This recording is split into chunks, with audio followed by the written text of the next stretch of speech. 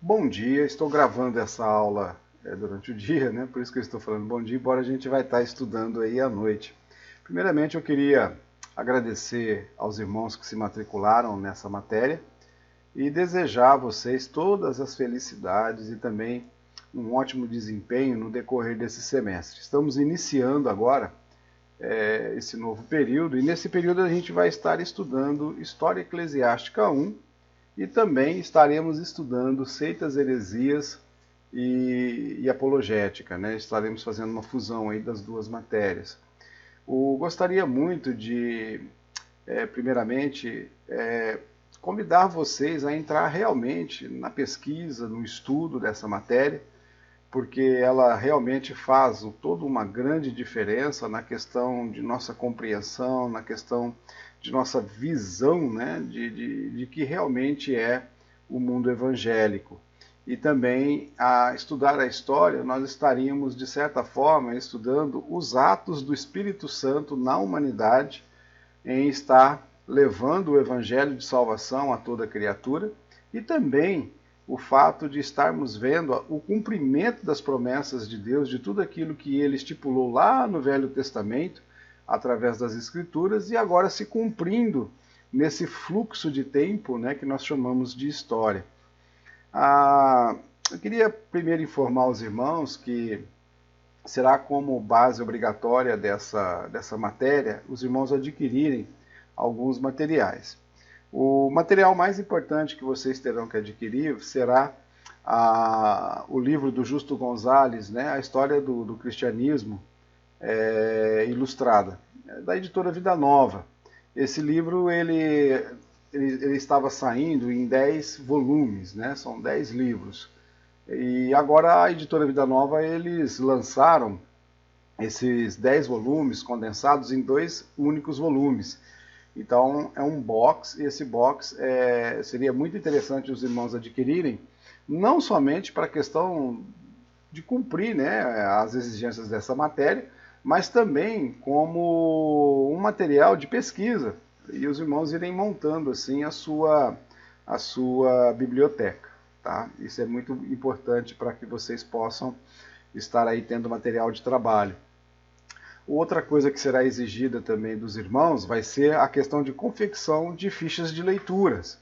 O nosso objetivo é que você faça pequenos resumos, né, da interação sua com os capítulos lidos, mostrando assim que você pôde aí acessar as informações desse conteúdo do livro e então assim ajudar você no aprendizado e na aquisição de mais conhecimento a respeito do tema proposto.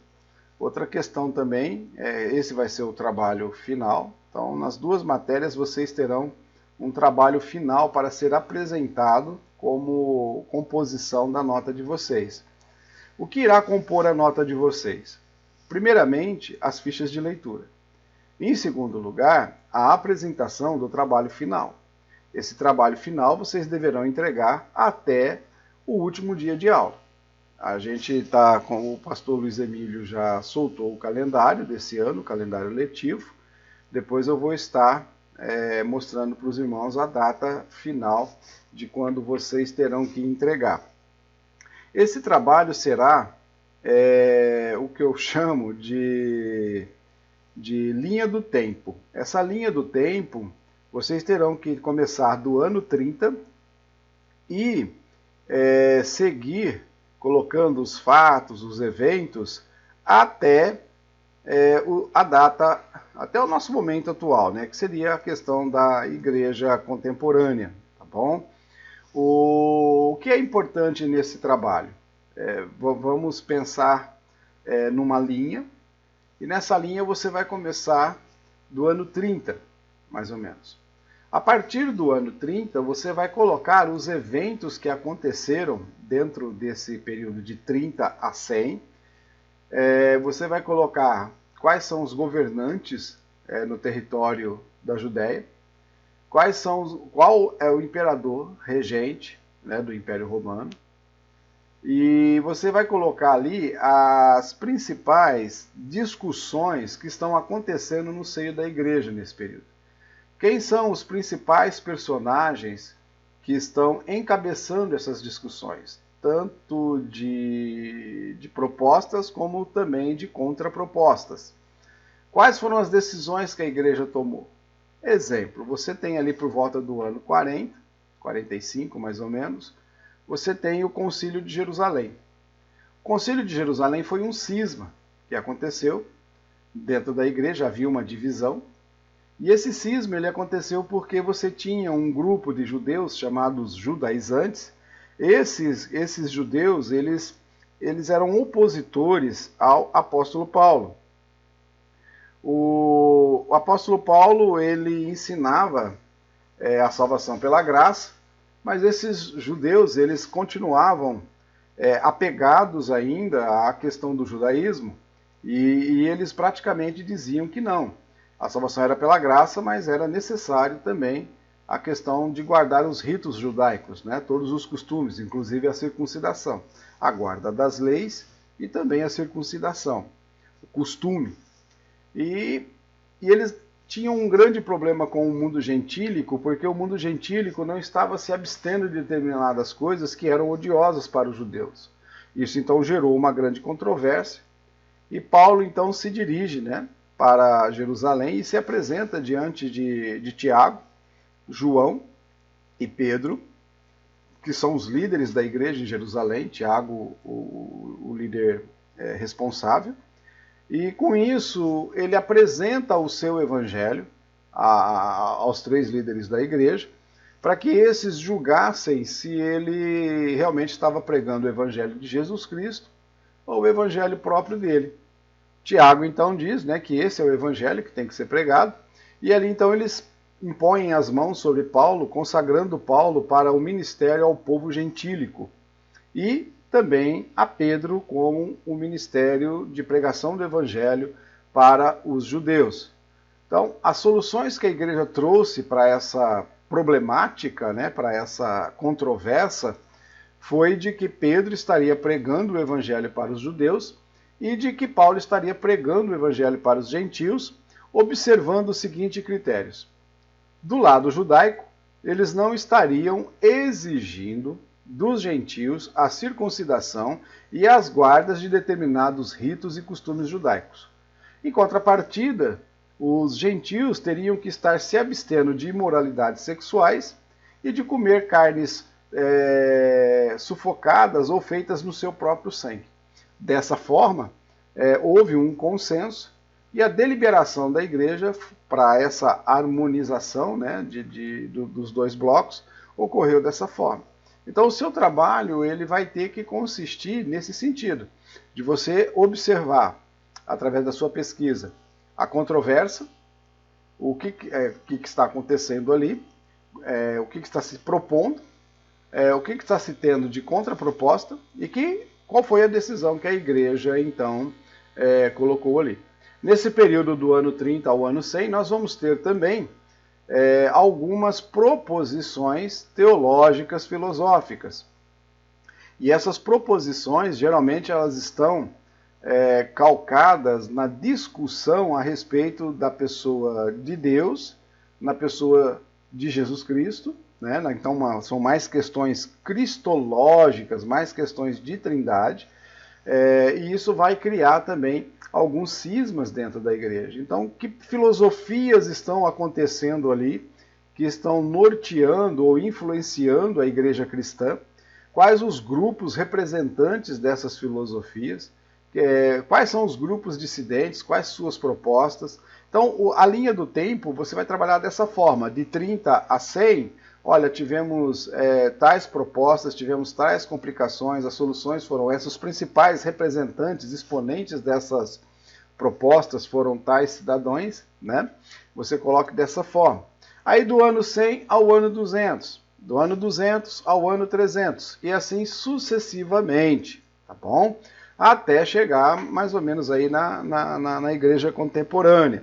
Você vai passar pelo período da Reforma e vai entrar depois, né, na igreja moderna. e você coloque aí então os principais eventos, os principais fatores. É importante também que você, nesse trabalho, você faça ele de uma forma organizada, mostrando as datas ou a cronologia desses eventos de uma maneira organizada. Alguns alunos, quando apresentam esse trabalho, eles criam uma mistura numa folha reta, né? Cria ali uma mistura de datas, de fatos e de informações que fica confuso de se ler.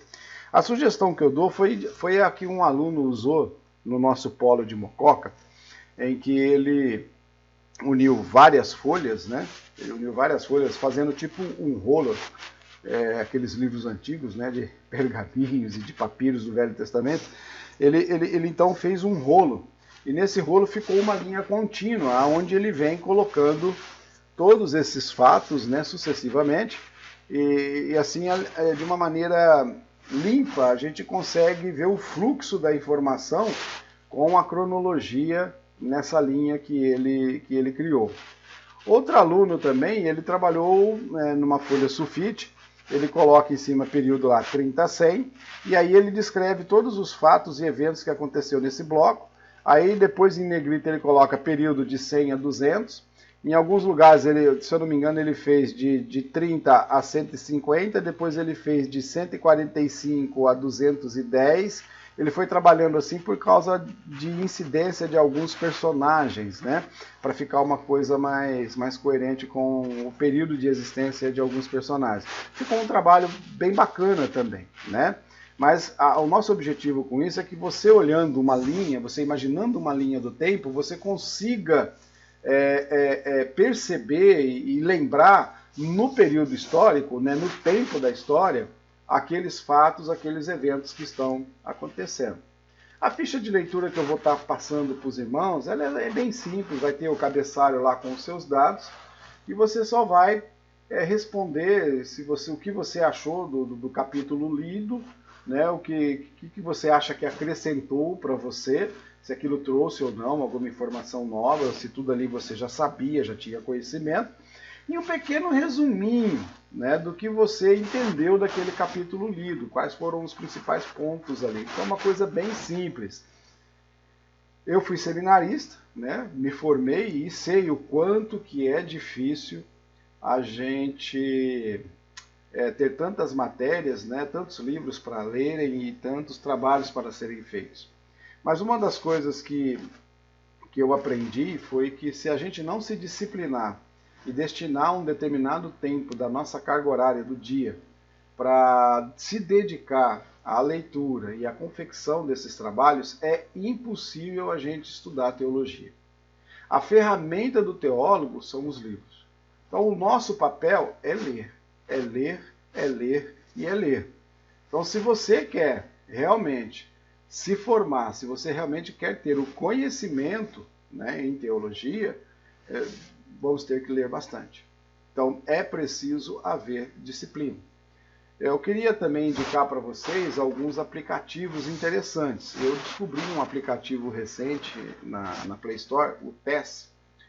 Se você tiver documentos de download no seu aparelho e você abrir no TES, ele lê para você em voz alta.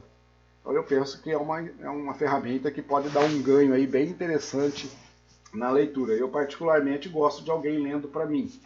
Então eu tenho a Bíblia em audiodrama, né, uma edição aí já bem antiga da Sociedade Bíblica Brasileira. Eu tenho ela em audiodrama e uso bastante. E aqui agora, com esse aplicativo, eu consigo colocar vários livros, né? E o aplicativo vai lendo, eu vou acompanhando, então com isso acaba forçando você a se dedicar, a se concentrar mais na leitura, porque existe uma narrativa de fundo, e também você otimiza o tempo, né? O tempo fica mais otimizado e a concentração melhora, e o principal, dá uma boa diminuída no sono da gente, né? Inclusive eu costumo ter muito sono quando eu leio. Então isso tem me ajudado bastante, acabo tendo um volume maior de leitura. Eu adquiri recentemente a Patrística, né, da editora Paulus, São 48 livros que a gente está começando a ler aí, e eu preciso então render nessas leituras. E esse aplicativo ele é fantástico para nos ajudar nesse sentido. Então vai aí uma dica também para você otimizar suas leituras. Outra coisa interessante é você se dedicar à pesquisa. Né? Você vendo um fato, aquela informação histórica que está chegando até você, é você pesquisar a respeito dela, você dá uma aprofundada naquilo ali. Isso também vai aumentar muito o seu conhecimento, vai aumentar muito o teu aprofundamento na matéria. Nós temos que ser interessados por isso daí. A relevância disso, né? Algumas pessoas me perguntam às vezes, mas qual seria a relevância de aprofundar em história, isso e aquilo, tudo tal? Isso é muito importante, porque nós entendemos princípios do comportamento, porque o que gera o comportamento são os pensamentos. E quando nós analisamos os fatos, os eventos acontecidos no decorrer da história, nós vamos perceber ali por trás os pensamentos e o porquê daqueles comportamentos. E dessa forma a gente pode entender então os nossos próprios pensamentos e orientá-los, e dessa forma modificar, né, o nosso comportamento diante da sociedade, né, diante da igreja, diante do nosso compromisso com a obra salvífica de Deus. Uma das coisas também que eu preciso lembrar os irmãos, né, quem aí não fez o curso de metodologia ainda, eu creio que esse dia de segunda-feira a matéria, é muito importante que você faça essa matéria, porque ela te orienta também no sentido de estar confeccionando os trabalhos, tudo tal, e te dá essa disciplina que a gente está falando. Mas todo trabalho ele tem que ser um trabalho executado por você. E aqui é que entra um grande problema. Eu às vezes cometo o erro de no início de algumas aulas eu não salientar isso, mas eu queria garantir para você o seguinte, de que se você copia na íntegra determinados trechos de textos acima de 15 linhas, né, de acordo com algumas normas aí, você está cometendo plágio, e isso é crime. Então, o Ctrl+C e o Ctrl+V, ele não é muito correto, não. Né? A gente tem que entender que isso daí é errado. Porque você lê um determinado artigo, você vai lá e copia e cola, você vai esquecer isso aí rapidamente. Já é mais do que fato, isso é comprovado cientificamente, que tudo aquilo que você escreve, você praticamente vai lembrar 90% a 95% daquilo que você escreveu. Então, eu não aceito trabalhos que tenham Ctrl+C e Ctrl+V. Tem dois jeitos de fazer isso. Na íntegra, você vai lá e copia todo o parágrafo da informação que você está procurando e cola no teu trabalho. O outro é quando você pega, faz uma introduçãozinha naquele parágrafo, copia o restante, cola na íntegra e faz uma finalização com as suas palavras. Esses dois jeitos, isso daí é burlar a lei. Isso aí não serve. O que você tem que fazer são resumos. Leia o parágrafo, leia o artigo e diga o que você entendeu daquilo ali. Traga a informação que você subtraiu da sua leitura. Isso sim é um ganho imprescindível para você. E nós temos que trabalhar com a verdade. Né? Então, desta forma, seja verdadeiro também nos seus próprios trabalhos. Porque se a tua pretensão é se tornar um líder espiritual amanhã de uma igreja, você tem que ser verdadeiro. E a coisa começa aqui. Tá? E nós temos ferramentas hoje, como o Google, por exemplo. Se eu pegar o teu trabalho e pegar uma determinada frase, eu jogo lá no Google, ele traz direitinho aonde foi que você catou. Né? Então eu consigo com isso saber se o aluno ele realmente leu e resumiu, ou se ele simplesmente deu uma adaptada no texto, ou se ele copiou na íntegra. Eu quero dizer que a sua nota vai ser a mínima. Tá? Eu costumo não aceitar. Tá bom? Também costumo não aceitar trabalhos fora do prazo que foi combinado. Então, o teu trabalho deverá ser entregue em novembro. A nossa última aula de História Eclesiástica será no dia 26 de novembro. Então, você tem até o dia 26 de novembro para entregar o seu material. As fichas de leituras deverão ser entregues no dia da aula. Então, como os irmãos farão a entrega da ficha? Se não houver dentro de 2 meses aí a liberação para que a gente possa estar se reunindo fisicamente, todas as fichas de leituras deverão ser entregues via Zap no dia da aula. Então, na quinta-feira, os irmãos devem estar remetendo para mim as fichas de leituras prontas dos capítulos que nós vamos estar passando para os irmãos do livro de apoio, do material de apoio. O trabalho último, então, deverá ser entregue somente no final do curso. Então, lá no dia 29, né, que eu falei, ou 26, deixa eu só confirmar aqui no calendário. No dia 26, você deverá, então, estar entregando o seu trabalho de linha do tempo, tá bom? Você pode fazer a linha do tempo, não precisa ser até 2020, porque 2020 a gente está vivendo esse momento, a gente já sabe tudo que está pipocando, né, que está aí presente no mercado teológico, em termos de história da igreja. E se você fizer até o ano 2000, você já contempla todo esse processo, né? Salvo, acho que a questão dos coach, né, que se tornou muito mais forte, acho que de 2010 para cá. Essa igreja da internet e tudo tal. Então, saliente isso também, né, aí no seu trabalho, e eu penso que nós estaremos contemplando a história da igreja. A igreja está caminhando para um formato também virtual, né? E a gente já sabe, eu imagino o que vai sair disso daí, tá bom? Então, essas são as informações que eu queria passar para os irmãos a respeito, né, de como vai ser a nossa estrutura. Vamos fazer um relembrar aqui de como vai ser.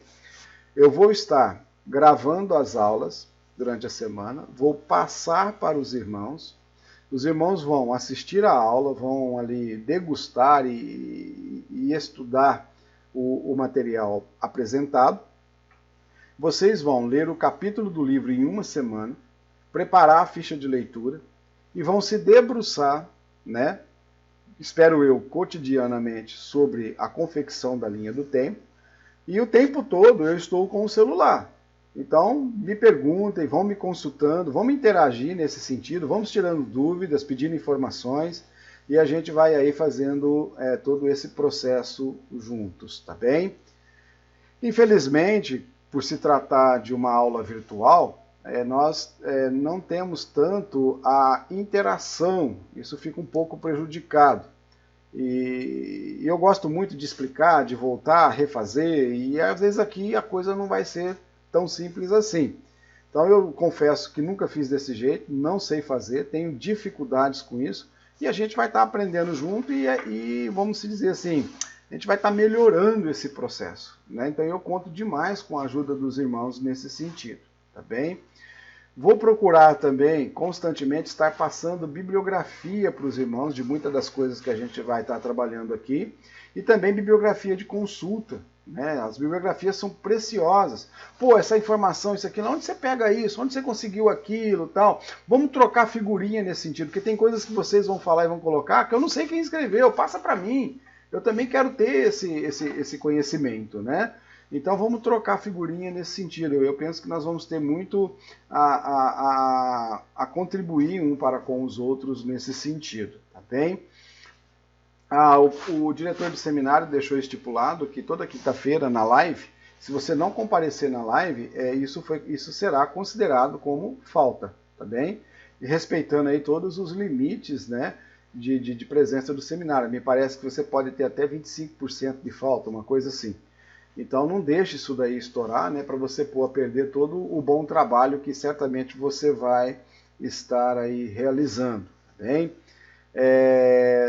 Em havendo uma certa acomodação, eu moro numa chácara, aqui na Chácara das Palmeiras, né, num condomínio aqui, e eu gosto muito de estar sentando com os alunos. Eu já combinei com o pessoal de homilética, a gente vai estar sentando no sábado pela manhã. A minha pretensão é que, de repente, nós também possamos sentar, né? Sentar, bater papo, discutir algumas coisas, trocar informações, tirar algumas dúvidas, né? Nem que seja pelo menos cada 15 dias, eu gostaria que fosse toda semana, mas eu acho que toda semana vai ficar difícil. Então, quem sabe a gente, de repente, consegue estipular aí um jeito da gente estar se encontrando, conforme as aberturas aí forem permitindo, né? Então, eu fico aí à disposição também, tá bom? Então, sejam todos bem-vindos e a gente vai estar trabalhando desta forma. Aulas virtuais. Infelizmente, nesse mês, por uma questão de problema de escala, eu estarei com impedimentos de ficar totalmente livre na quinta-feira. Então eu vou estar das 7h20, já conversei isso lá no meu serviço, das 7h20 às 8h30. Eu preciso ser das 7h20 às 8h20. Eu vou estar com os irmãos fazendo uma retirada de dúvidas, porque eu vou estar mandando a aula antecipadamente para os irmãos assistam a aula, ouçam o áudio, né, o vídeo que eu vou estar mandando, e aí a gente discute e tira algumas dúvidas aí nessa 1 horinha, tá bem? Das 2 matérias, tá bom? A gente vai ter que trabalhar assim, infelizmente, só esse mês. O mês que vem eu já organizei a minha escala e às quinta-feiras eu estarei livre, então nós poderemos fazer uma live, né, no horário normal do seminário, dando aula online, né, direto. Mas eu pretendo continuar gravando as aulas e mandando antecipadamente para os irmãos, porque isso é um bom exercício para mim também. Tá bom? Eu tenho alguns projetos aí também, então eu acho interessante a gente continuar fazendo dessa forma. Os irmãos terão a obrigatoriedade de entregar a ficha de leitura no dia da aula, referente àquele capítulo, e os irmãos terão o trabalho final de curso chamado Linha, né, do Tempo, que os irmãos estarão fazendo a história da igreja com seus eventos, né, personagens e pensamentos filosóficos, até o ano de 2020, lembrando de contemplar a questão da igreja virtual. Tá? Os coaches, né, salientem isso. Então a nossa estrutura vai ser essa. Tá bem? Eu gostaria hoje de estar fazendo uma breve revisão com os irmãos, porque a história da igreja ela tem toda aí uma série de fatos e eventos que antecedem a estruturação da igreja como instituição propriamente dita. E quem instituiu a igreja foi o Senhor Jesus Cristo, durante o seu tempo de ministério ainda aqui na Terra, né? E essa história da igreja, nós podemos dividir ela basicamente em alguns períodos. O primeiro período seria do ano 5 ao ano 590, né, que seria do nascimento de Cristo. Geralmente a gente usa essa data 5 a.C. porque existe uma diferença de tempo, né, do calendário joanino com o calendário antigo. Então, provavelmente Jesus, né, pelas informações que a Bíblia nos traz e também a questão de ser Augusto, imperador, tudo tal, desta forma, Jesus deve ter, com certeza, ter nascido ali por volta do ano 5. E é o período da história da Igreja Antiga, que vai desse nascimento de Cristo até o ano 590 depois de Cristo.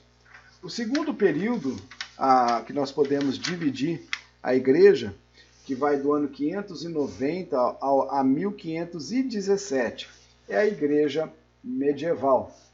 A Igreja Medieval ela vai ser basicamente definida, né, como o período da Igreja Romana, uma igreja que na Idade Média vai haver um desvio muito grande que vai considerar essa época como a época das trevas, a Idade das Trevas. A próxima fase, que vai de 1517 até nós, né, é chamado de História da Igreja Moderna, porque em 1517 nós temos a questão da Reforma, a Reforma Protestante, quando Lutero prega as suas 95 teses, né, e a partir daí então nós temos uma ruptura com o catolicismo, e esse momento então é chamado de movimento de reforma. Esse movimento da reforma vai gerar um outro nome chamado protestantismo, porque protestaram contra o estado instaurado da igreja, né, a dominação da igreja, e a partir daí então nós temos a história da igreja moderna, que seria um voltar para a igreja primitiva. Dentro da igreja primitiva nós vamos estudar ainda algumas fases, que na patrística, né, a patrística é a matéria a qual nós nos dedicamos ao estudo dos pais da igreja. Então, dentro da história da Igreja Antiga, você vai ter algumas fases. Você vai ter a fase dos apostólicos, né? Uma fase mais apostólica, que os apóstolos estão presentes, coordenando, administrando e orientando a igreja, ensinando a igreja. Depois você vai ter um outro período, dentro desse compêndio, em que você vai ter os discípulos dos apóstolos, né? Ou seja, os apóstolos morreram, ficaram seus discípulos, que passam a defender de uma maneira bem rígida os ensinos dos apóstolos. Esse período é chamado de período apologético. Tá? Depois desse período, nós vamos ter ainda a questão de Constantino. Já aí no ano 303 para frente, nós vamos ter o período de Constantino, quando a igreja cristã passa a ser uma igreja reconhecida pelo Estado, né? Uma religião reconhecida pelo Estado, uma das, né, oficiais do Estado, e a partir daí nós temos as influências que Constantino vai promover na igreja, e essas influências, as consequências que elas vão trazer. Aí quando chegamos ali em 490, quando nós temos a queda de Roma, e nós temos então o surgimento, né, ou a instauração plena do papado, nós vamos ter então a Igreja Apostólica Romana, a Igreja Católica, que vai iniciar, né, um outro período chamado de Idade Média. Dentro da Idade Média, nós vamos ter várias situações acontecendo de repressão e de opressão aos pensamentos, né, teológicos em relação à pessoa de Cristo, em relação ao papel da igreja com a sociedade. A igreja, então, forçando o seu entendimento sobre o povo, retirando a Bíblia, né, da mão do povo, a volta do sacerdotalismo, uma hierarquização dentro da igreja, fazendo com que a igreja tenha sempre a palavra final e dessa forma a verdade está com a igreja. Bom, partindo daí, nós vamos ter as insurreições a esse sistema, a esse regime que está instaurado no mundo. Tá? O Império Romano caiu e agora a igreja ela assume também esse papel político e está oprimindo, né, o mundo. E esses grupos vão ser chamados de pré-reformistas. Quando nós chegamos, né, em 1500, nós temos já alguns autores, alguns elementos que se levantam contra a igreja, apoiados por alguns governantes, e com isso eles conseguem a cisão com a governança papal, e dessa forma nós vamos ter a Reforma Protestante, com o apoio com os teólogos, né, e o apoio de alguns líderes políticos. Dessa forma a gente tem aí a Reforma Protestante que vai mudar os rumos do mundo.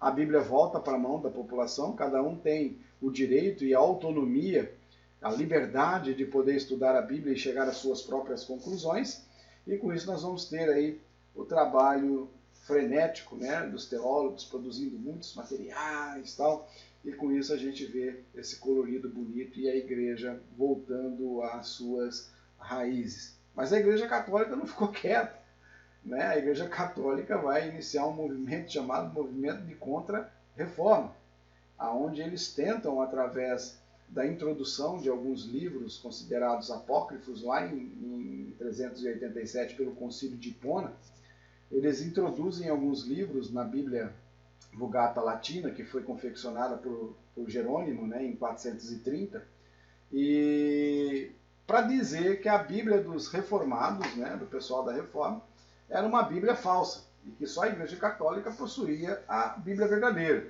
Então já começa aí com esses princípios, né? Mas o interessante disso também, principalmente na França, nós vamos ter um movimento que eu gosto muito de estudar. Ele vai orientar aí alguns pensamentos, né, e um comportamento pós-Idade Média muito legal. Vai mudar o cenário do comportamento do mundo conhecido, né, que é o movimento jansenista. O movimento jansenista é um movimento muito interessante, onde há uma volta ao pensamento agostiniano, há uma volta àquelas bases do cristianismo primitivo, né, que Agostinho de Hipona defendia. Seria a mesma coisa que você dizer que nesse período você teria católicos calvinistas, né? Católicos agostinianos, realmente comprometidos com a causa de Cristo, tudo tal. E eles vão fazer aí várias discussões filosóficas a respeito do entendimento do homem à luz, né, daquilo que Agostinho trabalha na compreensão da pessoa de Deus e do seu Filho. Dessa forma, a gente tem esse voltar a essas bases, né? Alguns exponenciais, aí, o próprio Jansen, o Blaise Pascal, né? Depois, como fruto do trabalho deles, nós vamos ter Degas, né? Também falando um pouco sobre isso daí e desenvolvendo mais esses pensamentos. Nós vamos ter Soren Kierkegaard, né? Se eu não me engano, um existencialista, né?